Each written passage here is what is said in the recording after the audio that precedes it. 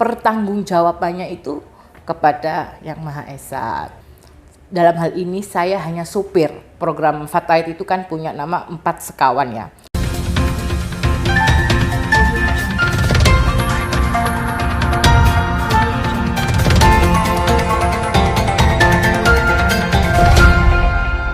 Assalamualaikum, Ning Habibah. Waalaikumsalam, Cak Sado sehat. Gimana kabarnya? Alhamdulillah sehat, Ning. Luar biasa. Saya ini nyari Ning Habibah ini sudah sekitar 1 minggu. Aku ingin ngobrol tentang. Ini karena level 1 ya, berarti saya sudah boleh buka masker ya? Boleh Oke. harus itu. Biar kelihatan jenis kelamin saya ini perempuan apa laki-laki ya. Iya, Ning. Jadi ada sebagian masyarakat yang ingin tahu tentang keberadaan Ning Kamilia Habibah di PC Fatayat Kota Surabaya.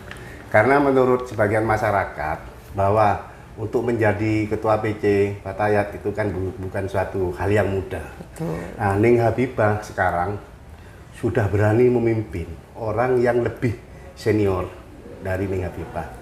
Coba sedikit ceritakan kepada pemirsa, kenapa Ning Habibah itu kok berani banget, nekat gitu ya? Nekat jadi ketua PC Fatayat NU Surabaya. Ya, jadi awal mulanya ini memang tidak ada niatan saya untuk saya harus menjadi ketua Fatayat di Surabaya.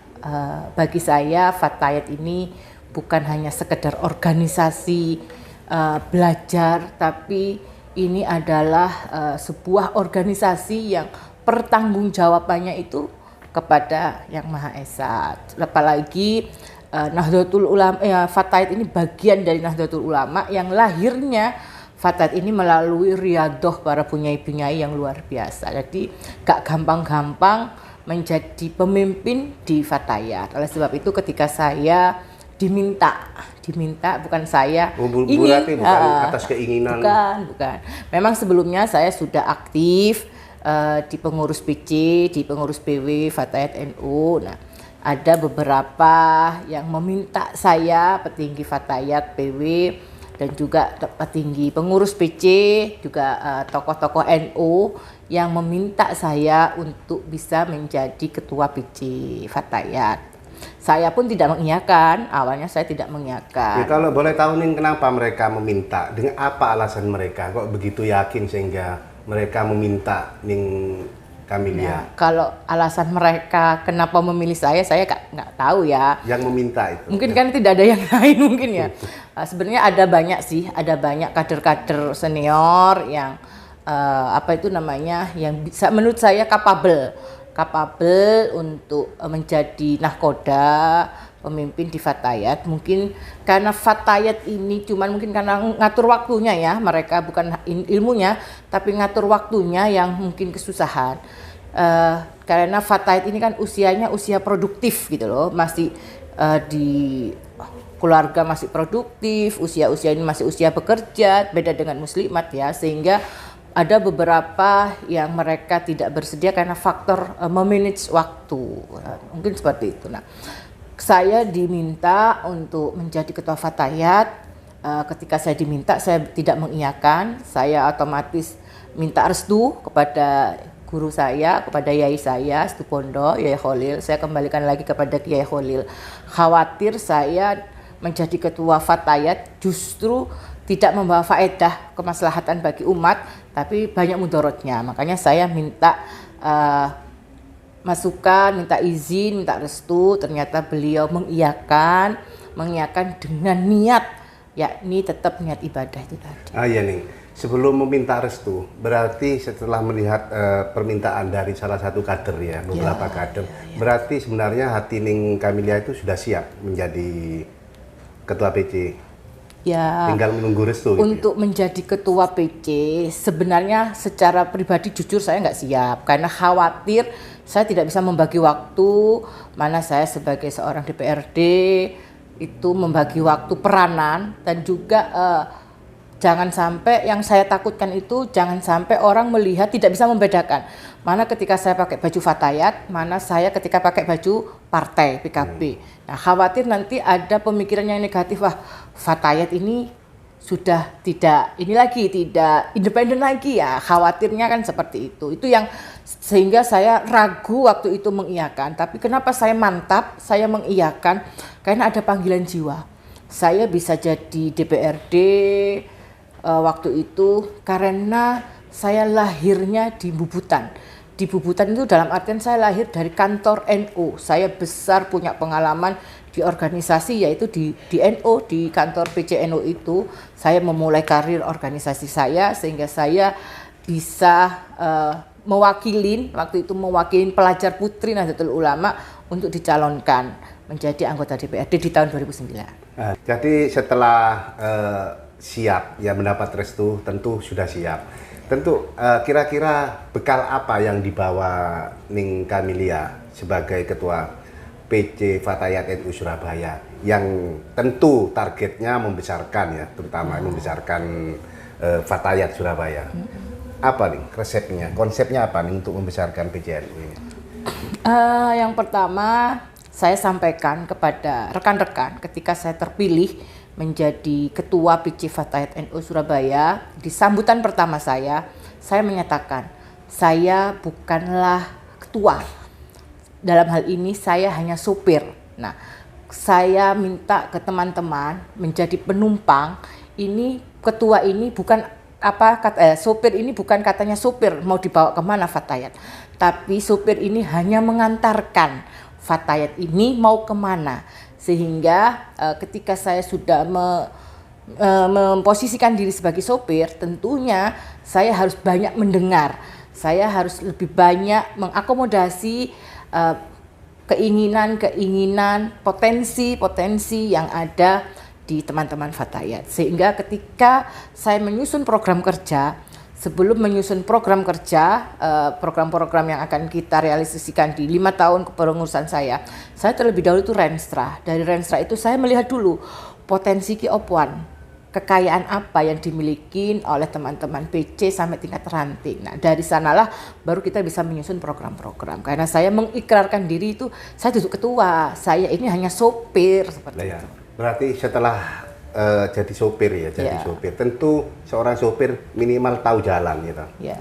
Nah, targetnya apa nih? Target dari Ning Habibah menjadi sopir di Fatayat NU Surabaya ini? Ya, ketika kita sudah tahu sopir ini tentunya punya peta, punya peta. Setelah saya sudah memahami peta potensi yang ada, saya sampaikan ke teman-teman bahwa Fatayat ini bukan hanya organisasi keagamaan.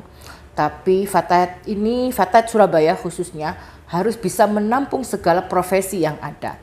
Sehingga teman-teman Fatayat, kader-kader Fatayat bisa menjadi butejo Surabaya kekinian. Ning, iya dari catatan saya kemarin ya setelah membaca di beberapa media massa ya, ternyata ada sebuah program yang tidak pernah dilakukan oleh Fatayat NU Surabaya.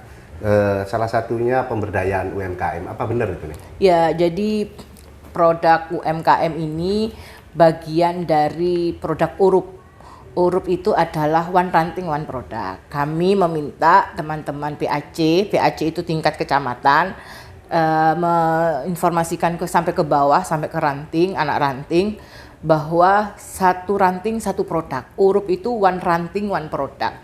Kita ingin Fatayat ketika berkegiatan sudah tidak kita ngadakan proposal, meminta-minta, tapi bagaimana kegiatan kita ini dari kita untuk kita dengan pemberdayaan ekonomi itu satu. Yang kedua, ternyata dengan adanya pandemi COVID, pandemi kesehatan itu kan berimbas kepada segala lini termasuk pandemi ekonomi. Nah, dari itu perempuan harus bisa menjadi ketahanan keluarga dengan ekonomi itu tadi. Ketika teman-teman sudah menghidupkan ekonominya, kegiatan Fatayatnya dihidupkan oleh kegiatan ekonomi, bukan meminta-minta proposal tadi, kita kegiatan Orup ini juga bisa menjadi solusi di tengah pandemi ekonomi. Nah, jadi satu ranting itu harus punya satu produk unggulan yang bisa dikirimkan ke PC nanti akan membuka etalase online shopnya. Kita insya Allah akan bergandengan tangan dengan perguruan tinggi untuk kita dampingin bagaimana memanage, karena masyarakat itu kan sekarang itu oleh duit ya wis dijadikno siji antara iku duit toko ambek duit dapur itu kan dari situ ya, sehingga banyak kegagalan UMKM itu di sana, memanajemen keuangan usahanya itu. Kita perlu bergandengan tangan dengan pakar-pakar ekonomi universitas nanti. Universitas mana yang digandeng? Yang sudah kita lakukan ini Universitas Unipra. Unipra sudah siap, Fakultas Ekonomi, kita sudah ketemu dengan rektornya, dengan dekan, dengan Fakultas Ekonominya, Pak Bambang, siap untuk mendampingin teman-teman Fatayat. Insya Allah akhir bulan ini segera kita kita konkretkan kerjasama itu. Kita akan buka gerai UMKM di kuliner Deles. Di sebelahnya kampus itu ada kuliner Deles. Ini nanti yang akan menjadi percontohan bentuk kerjasama konkret Fatayat Surabaya dengan kampus Unipra. Berapa produk nantinya yang akan di launching? Sementara kita masih ambil kawasan terdekat, punyanya Sukolilo dan Mulyorejo. Ini Camelia Habibah, politisi PKB. Yang berbobot loh ya. Yang berbobot. Bobotnya berapa nih? Kalau nggak percaya timbangan terakhir saya 100 berapa gitu. Iya Ning, jadi pertanyaan terakhir mungkin Ning ya. Ini kan waktunya sudah cukup mungkin. Iya, atau memang Pak Sada nggak kuat menghadapi perempuan ya? Kayaknya seperti itu. Iya. Kalah senyum ya. Kalah senyum ya. Yang penting kan tidak black and white gitu loh. Kayaknya seperti itu sih.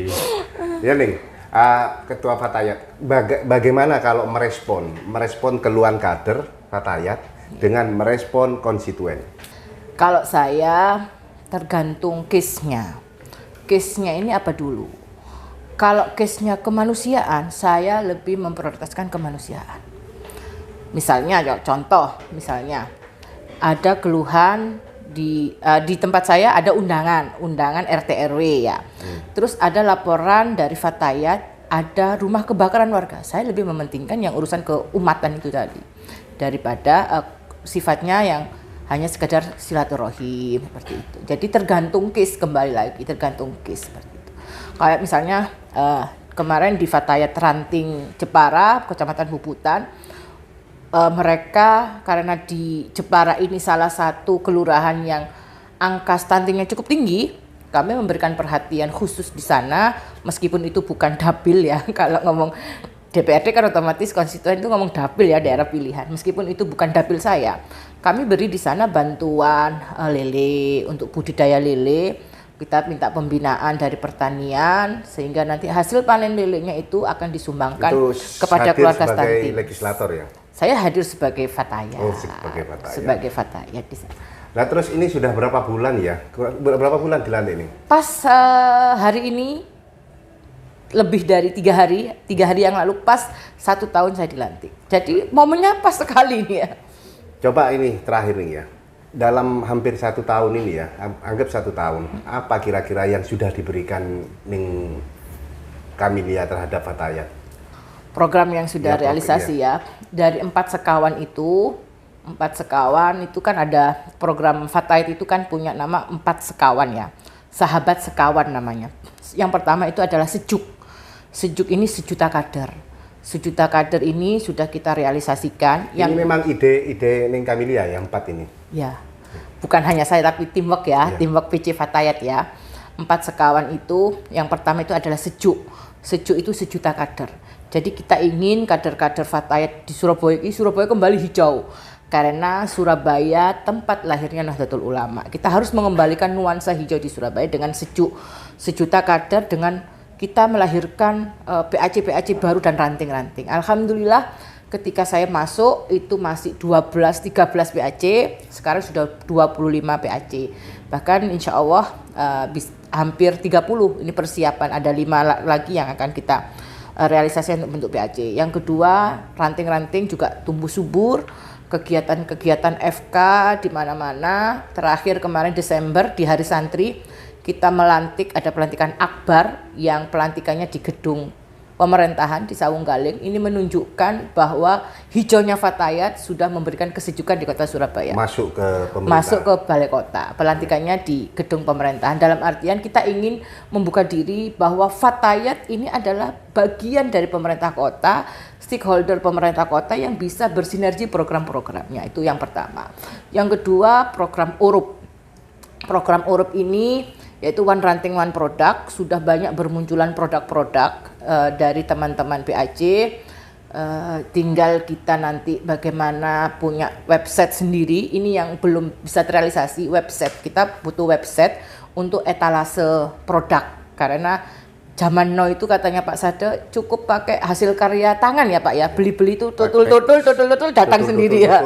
Itu hasil karya Pak, tetap hasil karya itu. Yang ketiga yakni kita pendataan bunyai-bunyai mudanya Surabaya, ini kita data untuk mengimbangi gerakan tonggo sebelah. Kalau kita ngomong itu kelompok Minhum ya, kelompok Minhum yang isu untuk kafilah itu merubah Pancasila dengan khilafah itu tadi, kelompok ekstrim Minhum saya ngomongnya Minhumnya. Ini juga kita harus NO khususnya Fatayat sebagai organisasi muda, perempuan muda ini kan lebih fleksibel masuk ke rumah-rumah ya.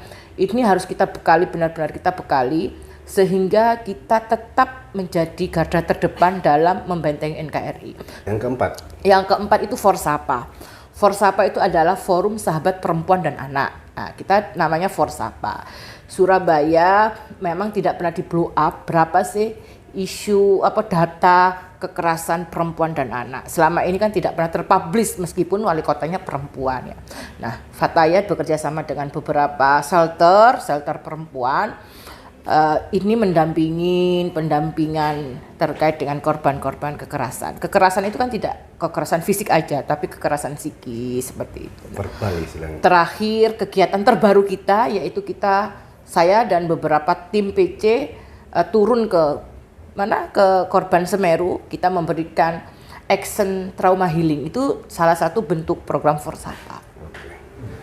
Oke pemirsa, mungkin cukup sekian bincang-bincang saya dengan Mbak Camelia Habibah. Bincang sore ya, bincang santai dengan Mbak Camelia Habibah yang sekaligus politisi PKB.